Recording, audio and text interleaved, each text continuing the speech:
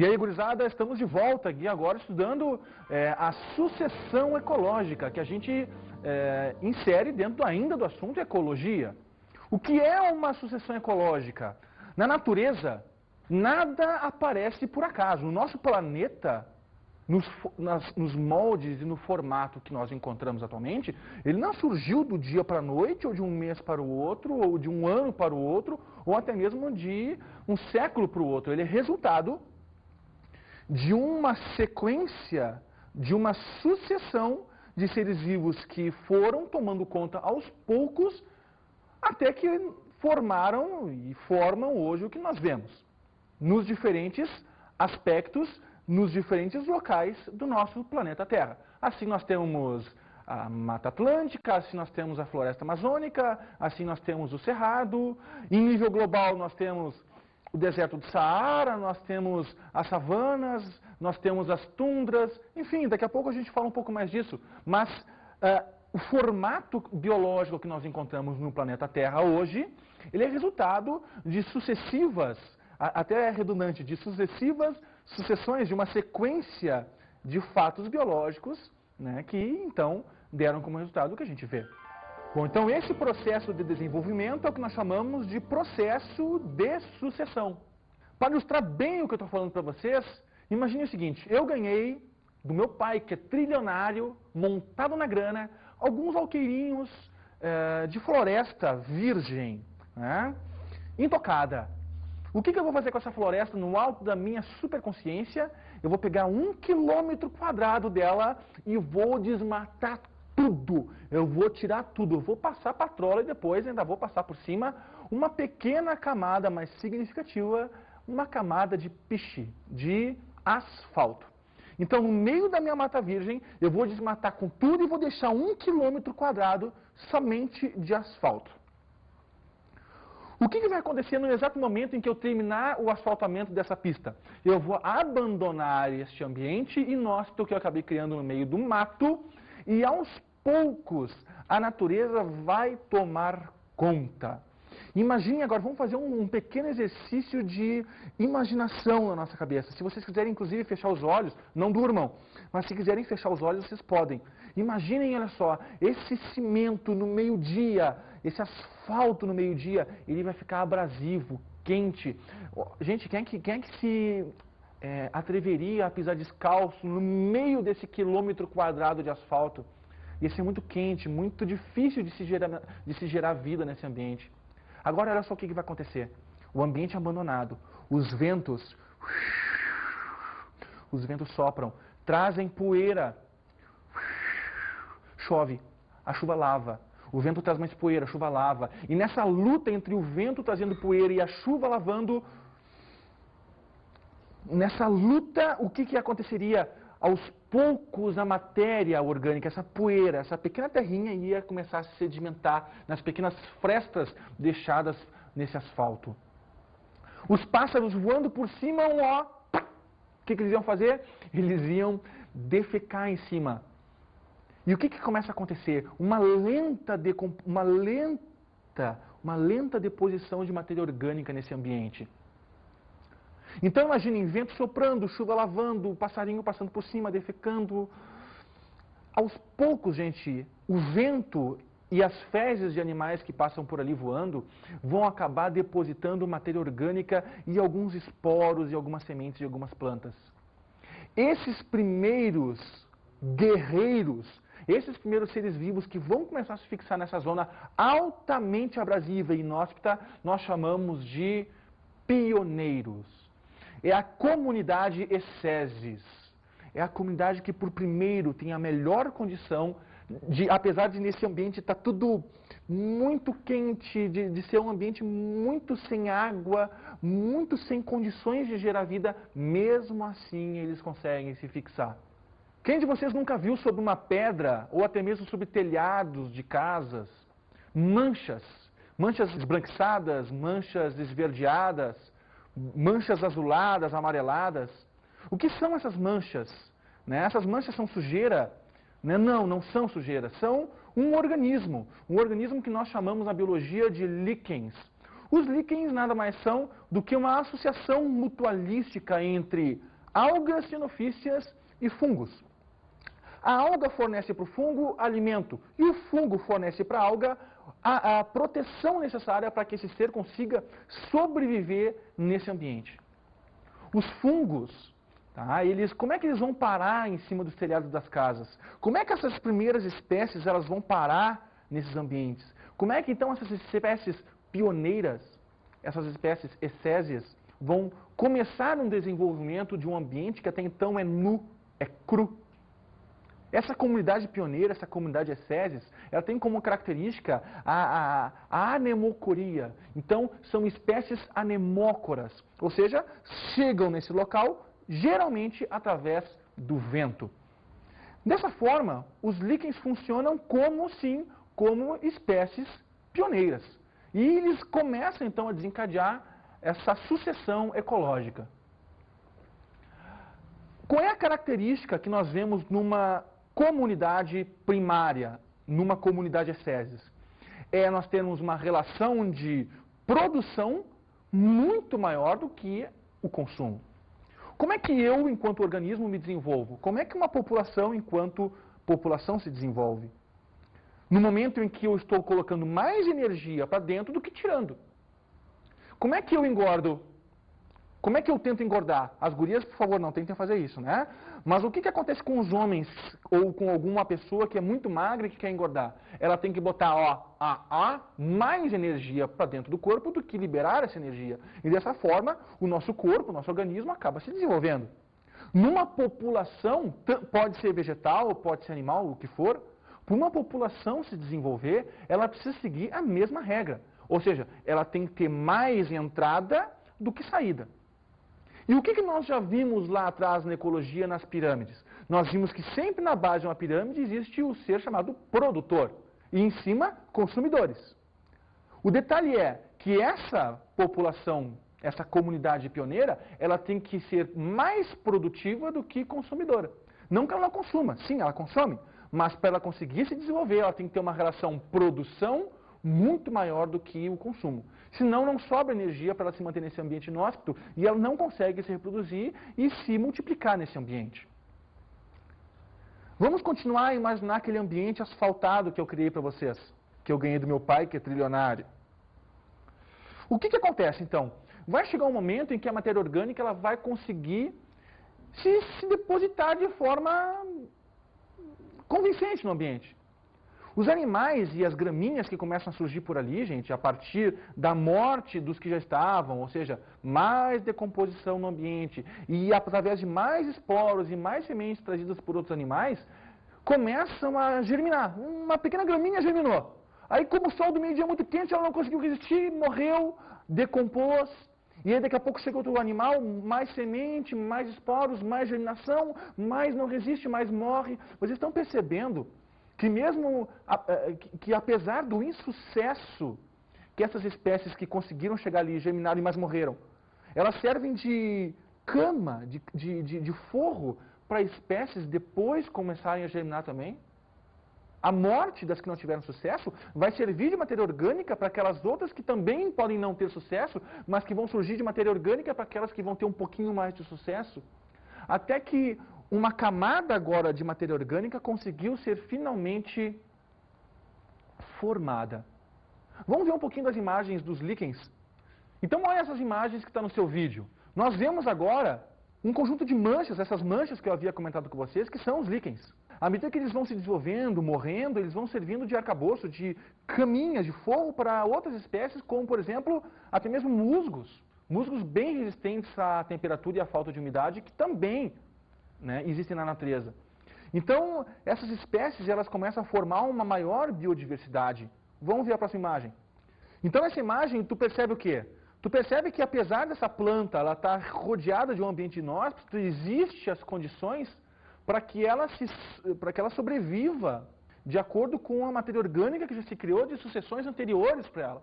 Então, agora, o que nós temos aqui? Ó? Nós temos um ambiente que sofreu uma agressão e que está sendo literalmente colonizado agora por espécies ecésias, por espécies pioneiras, que nós vemos aqui nas setas do desenho, nas setas da figura.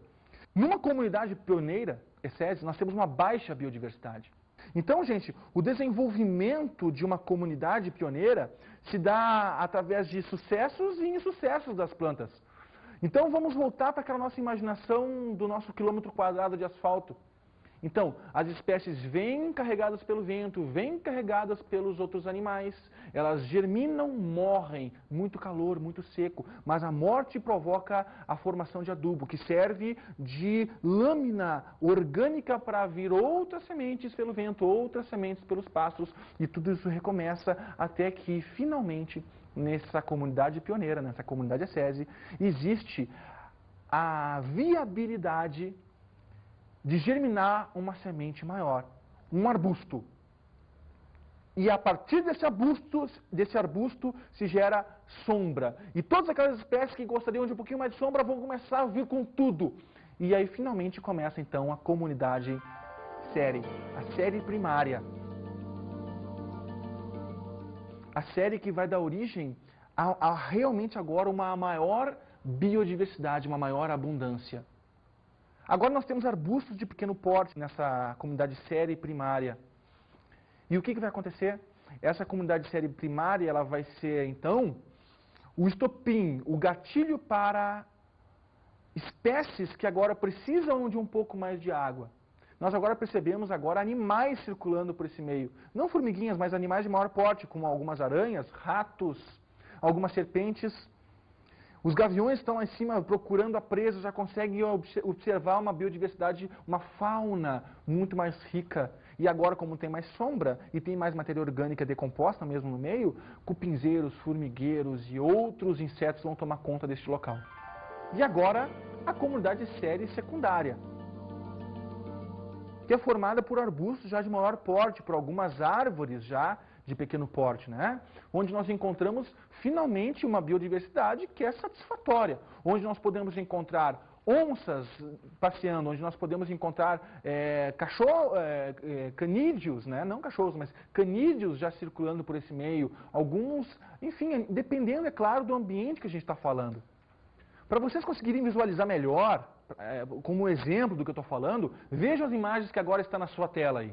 Nessa primeira imagem, nós temos uma comunidade secundária inicial, né? Uma comunidade secundária série, né? Primária. Na próxima figura, a mesma comunidade série primária com algumas espécies de bromélia, que é muito comum nesse tipo de comunidade. Bom, aí nós observamos um ambiente rochoso, ou seja, de difícil colonização, justamente com essas bromélias, né? Onde a dificuldade de se reter água é sempre muito grande. Né? Então, isso é o que caracteriza uma comunidade série primária, inicial, ok? Bom, vamos olhar agora as próximas figuras que mostram a comunidade série secundária ou tardia. Bom, nessas comunidades séries secundárias ou tardias, nós já encontramos, como eu falei para vocês, espécies arboríficas, árvores de pequeno porte e arbustos bem maiores. E a circulação já de pequenas espécies de animais, no caso aqui do nosso desenho, a anta. Quando finalmente essa comunidade começa a atingir o seu equilíbrio, é que nós damos o nome de comunidade clímax. A comunidade clímax é aquela que consegue finalmente um equilíbrio entre a produção e o consumo. Então, o equilíbrio é a chave do negócio. Muitas pessoas confundem e dizem que somente uma mata atlântica ou uma floresta amazônica, aquele ambiente onde tem muita árvore, muita abundância, é um ambiente clímax. Quando, na verdade, isso é um engano. O ambiente clímax é todo aquele ambiente em que existe um equilíbrio, ou seja, um número de energia que entra igual ao número de energia que sai, de acordo com o que nós estudamos antes nas pirâmides energéticas. Então, eu tenho uma relação autótrofos, seres produtores, heterótrofos, equivalente. Não sobra nem falta. O exemplo disso são os nossos biomas.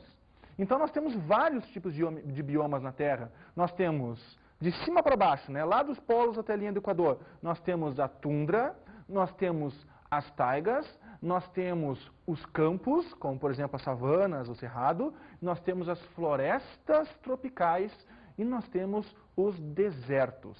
Gente, por incrível que pareça, os desertos, como por exemplo o deserto do Saara, também é um ambiente clímax.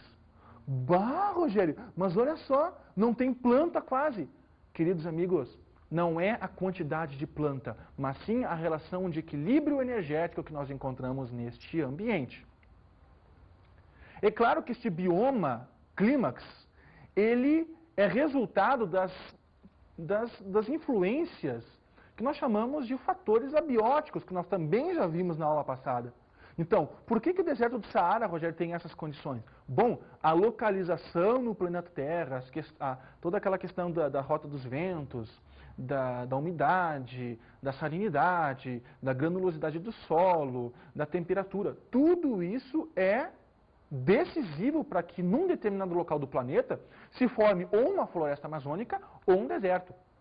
Os dois são comunidade clímax. Mas muito bem, vamos falar um pouco do exemplo da floresta amazônica. Vamos supor que a floresta amazônica, e alguns cientistas creem nisso, era um imenso deserto. Então o que acontece? Nessa comunidade pioneira, na comunidade Acésias, que deu origem à comunidade clímax, que é a floresta amazônica, existia pouca retenção de água. Percebam que à medida que vai aumentando o número de organismos no ambiente, eu vou aumentando a minha capacidade de retenção de água. Se eu parto do pressuposto de que todos os seres vivos são, na média, 60%, 70% água, à medida que eu estou botando mais ser vivo, mais número de espécies, ou seja, que eu estou aumentando a minha biodiversidade, eu estou tendo mais retenção de água. Então, é óbvio que a floresta amazônica é úmida pela quantidade, pela biodiversidade de seres que tem ali, porque, em primeiro lugar, elas retêm água no seu corpo. E quanto mais seres eu tenho retendo água no seu corpo, maior vai ser a minha quantidade de transpiração para o ambiente, para a atmosfera. Quanto mais seres transpiram para a atmosfera, mais água se forma onde? Nas camadas superiores. Quanto mais água se acumula, mais precipitação. Por que no deserto do Saara não precipita tanta chuva quanto na Amazônia? Certamente porque tem um número menor de biodiversidade, um número menor, a quantidade de organismos que transpiram e que fazem com que a água, que já é pouca em solo, seja evaporada em formação de nuvens e precipitação. Eu acho que vocês conseguiram entender isso, né? Então, uma maior biodiversidade faz com que um ambiente retenha mais água. Um ambiente que tem mais água vai proporcionar a maior evaporação dessa água para a atmosfera, mais precipitação, e esse ciclo ele não acaba. Ambientes com maior biodiversidade, ambientes mais úmidos. O que não quer dizer, claro, porque o deserto é um ambiente clímax, que deserto não seja.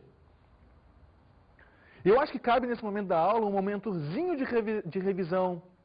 Afinal de contas, você sabe qual é a diferença entre um ser autotrófico e um heterotrófico? Você, que tipo de ser é? Autotrófico ou heterotrófico? Vamos ver a resposta das suas.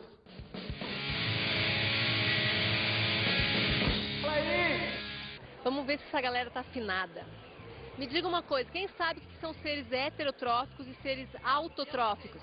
Heterotróficos é que não produzem seu próprio alimento. Autótrofos produzem seu próprio alimento. Tá certo. E você, é heterotrófico ou autotrófico? Heterotrófico. Até agora eu continuo sendo heterótrofo, eu não mudei por enquanto. E você faz fotossíntese? Não, Eu faço, é heterotrófico. Você faz?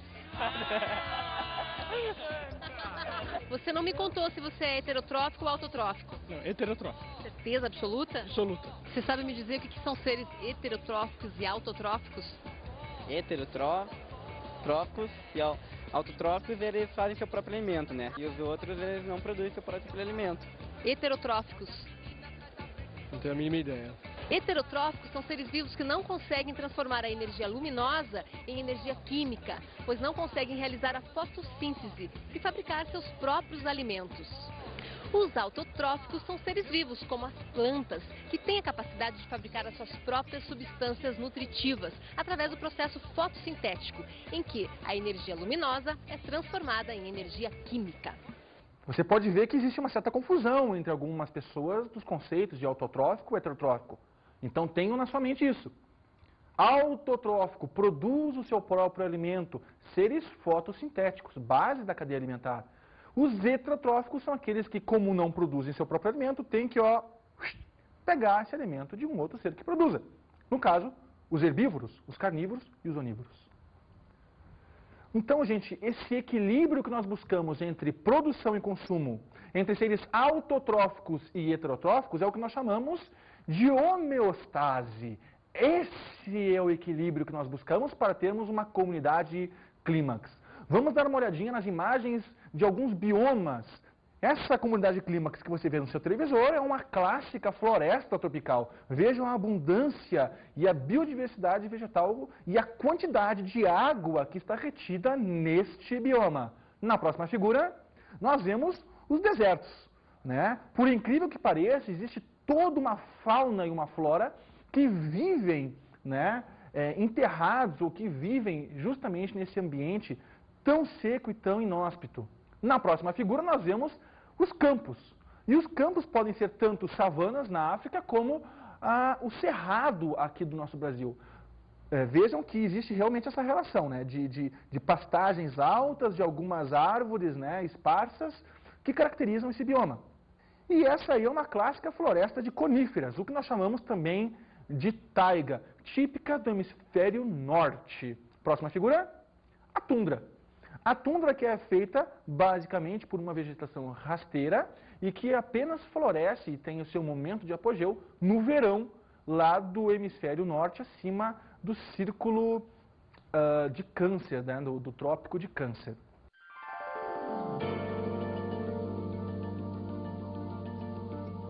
Agora nós vamos falar um pouco sobre como funciona essa sucessão ecológica em ambientes aquáticos, né? Então, a eutrofização é a palavra-chave para que essa sucessão ecológica tenha justamente essa passagem no meio aquático.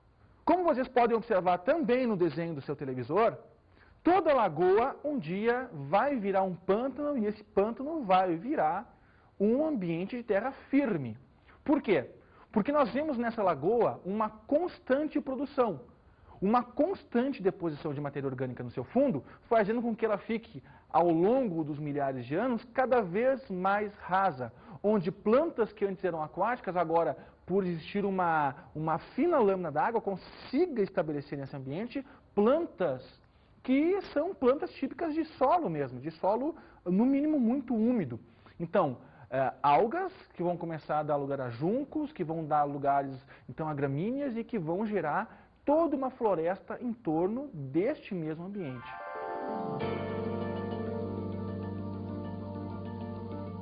Bom, então esse processo de sucessão biológica, ele pode sofrer interferências naturais nesse processo, né? Como, por exemplo, nas savanas da África. Muitas vezes, quando a savana está bem estabelecida, o que acontece? A época de seca. Nesse momento o pasto fica altamente fragilizado, muito seco. E qualquer raio que cai ali vai desencadear um grande incêndio. Esses incêndios que ocorrem na savana são naturais, são de causas naturais, no caso raio. E servem então uma importância muito grande no processo justamente de renovação da vida deste ambiente.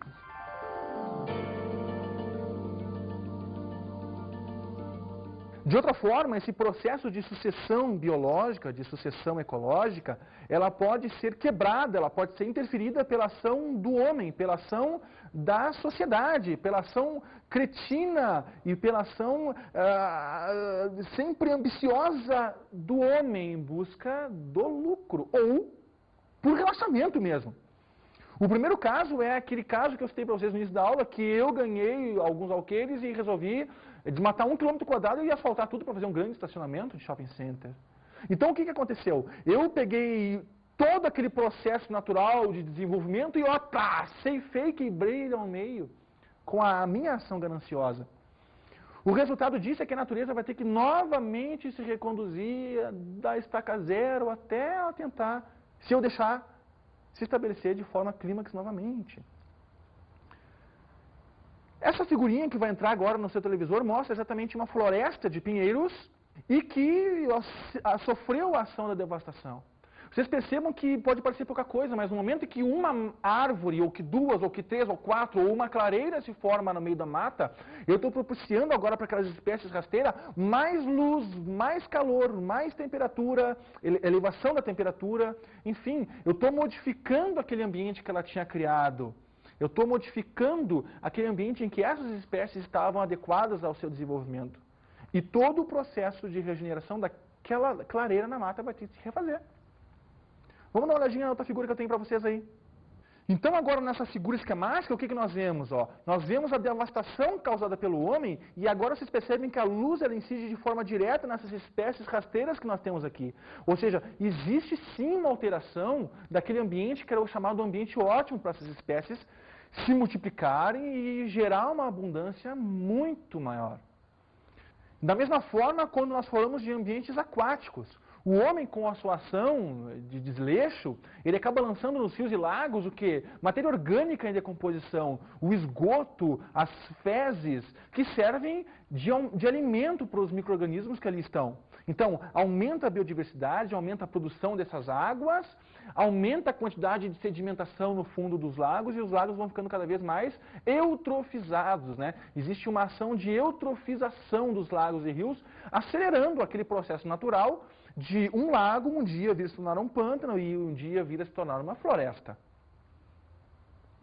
Bom,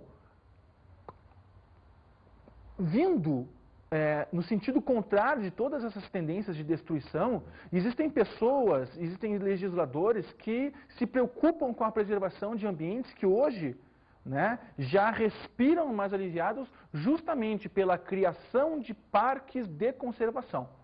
Por que se cria um parque de conservação?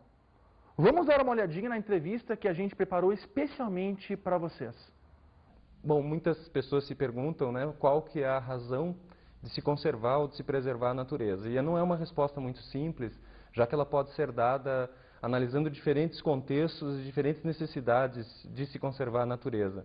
O que as pessoas têm mais a intimidade, né, que elas têm, que atinge mais as pessoas, é você falar nos recursos naturais dos quais a gente depende. E quando eu falo nisso, eu estou falando em água, solo, a qualidade do ar, enfim, minerais, substâncias que são usadas como extraídas de plantas medicinais ou de alguns animais. Então isso é o que toca mais diretamente as pessoas. Mas se nós analisarmos essa situação da conservação da natureza num nível mais amplo, num nível mais abrangente, a gente começa a pensar um pouco até de uma certa forma assim, filosoficamente, né? E começa a ver que outras espécies também têm o direito à vida. Né? E acho que essa deveria ser a razão do porquê a gente conservar a natureza. É para garantir que a Terra, com os seus 4 a 5 bilhões de anos, continue na sua marcha normal, né? Continue na sua evolução normal e que as espécies tenham direito à vida, que os processos que regem a natureza, os processos que mantêm a natureza, continuem atuantes, né? Existem várias iniciativas de conservação da natureza, de preservação da natureza. Essas iniciativas partem tanto do poder público quanto da iniciativa privada, né? E certamente uma das iniciativas mais eficientes para a conservação da natureza são as chamadas áreas protegidas, que no Brasil especificamente ganharam um apelido, né, como a gente costuma dizer, que são as unidades de conservação. Né? As unidades de conservação elas podem tanto ser implantadas, estabelecidas pelo poder público, como eu já falei, como pela iniciativa privada. E as pessoas conhecem normalmente essas unidades de conservação com o nome de parques, reservas, estações ecológicas, florestas nacionais, enfim, são vários os nomes que se usam, diferentes categorias de proteção que se usam para justamente qualificar essas áreas, e cada categoria dessas tem um objetivo específico e uma forma, né, de gerenciamento específica. Quando eu falei da iniciativa privada, eu estava me referindo especificamente às reservas particulares do patrimônio natural, que são conhecidas popularmente como RPPNs, né, a sigla que justamente traduz essa categoria de área protegida. Nesse caso, nós temos no Brasil diversas iniciativas bem-sucedidas, outras em início ainda de implantação, principalmente capitaneadas, né, principalmente coordenadas por organizações não governamentais que atuam na área ambiental e que adquirem e implantam áreas privadas com diferentes finalidades. Atualmente, uma das finalidades que mais tem gerado essa demanda de criação de reservas particulares é a exploração do chamado ecoturismo, né? Então, ou turismo de natureza, ou turismo de aventura, né? Existem várias terminologias que designam essa categoria de turismo em contato com a natureza. Então, essa tem sido uma justificativa bastante comum para a criação de reservas particulares. Enquanto as reservas públicas, né, criadas pelo poder público, elas têm outras funções, muitas vezes além simplesmente do ecoturismo. Vejam a importância, então, da criação dos parques e as reservas biológicas no nosso Brasilzão, né? Então, o motivo pelo qual se cria um parque, uma reserva, e que se impede a entrada de pessoas nesse parque, não é por nada, não é por besteira. A natureza, diante da devastação, diante dos problemas que o homem mesmo causa para ela, ela precisa desse tempo sozinha, com ela mesma. Ela precisa desse tempo para se curtir, para ela voltar a sentir o ambiente de forma adequada, para ela voltar a se regenerar e, quem sabe mesmo, até voltar a formar o que era antes. Percebam que a natureza leva milhões de anos para chegar ao fim desse processo. E o homem, em minutos, em dias, acaba com todo um ambiente. Então, a criação de reservas, de parques de proteção ambiental é o que a natureza precisa para voltar a se restabelecer. O que é uma comunidade séria ou secundária?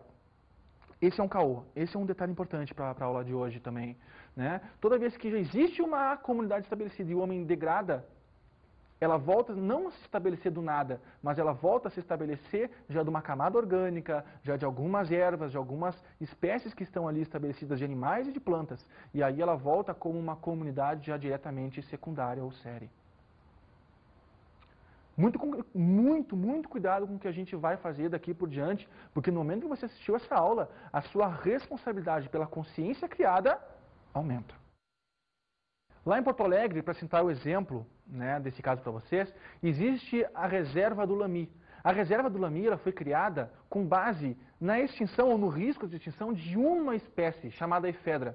A efedra é uma plantinha que vocês estão vendo no vídeo, né, que gera uma florzinha muito bonitinha e que é da onde se extrai uma substância chamada efedrina e que serve como um estimulante. A reserva do Lami, então, ela foi realmente criada, a legislação toda foi feita somente para a preservação da efedra. Mas é claro que quando a gente cerca o parque para a efedra se multiplicar, a gente também está propiciando com que as outras espécies que estão nesse parque também fiquem preservadas por tabela. E agora vamos para as nossas dicas de estudo.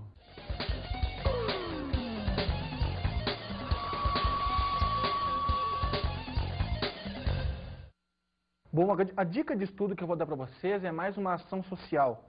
O que acontece muitas vezes em época junina, soltar balões? O que acontece nas épocas de seca no cerrado? Pessoas, motoristas que passam pela estrada e jogam toco de cigarro aceso. Então, gente, a ação que eu proponho que vocês façam é de conscientização do seu familiar, ou até mesmo a sua conscientização de que fazer isso muitas vezes está interferindo no processo de sucessão biológica, no processo de sucessão natural que as espécies têm no seu meio. Então, gente, vamos esclarecer às pessoas que a ação predatória do homem, ou por desleixo, ou realmente por ganância, é uma coisa que prejudica a natureza e que só vem depois a prejudicar não só o homem, vamos sair um pouco do centro das atenções, mas também todos os animais e vegetais que participam deste bioma. Um grande abraço para vocês e bons estudos!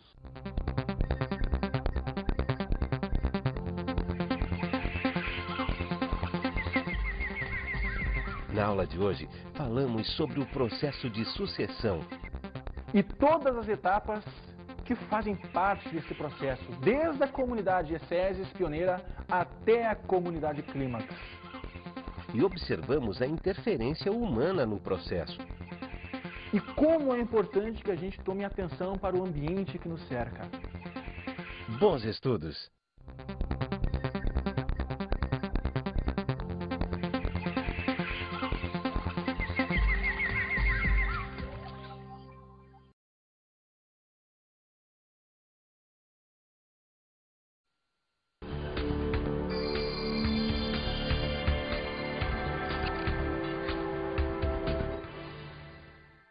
Bom, para mim é importante ressaltar para o aluno sempre essa relação energética de uma comunidade primária, pioneira, ESSESIS, ter uma relação de produção muito maior que a relação de consumo, a busca real desse ambiente em buscar o equilíbrio, a homeostase, numa comunidade clímax, onde a produção é igual ao consumo. Mas também é importante desfazer para o aluno essa imagem de que uma comunidade clímax é só uma floresta tropical, como por exemplo a floresta amazônica, onde nós temos biomas muito bem constituídos aqui na Terra e que são equilibrados, e que pode ser sim um deserto, que pode ser sim uma tundra, que pode ser sim uma floresta de coníferas ou campos. Ok? Então, da minha parte é isso aí.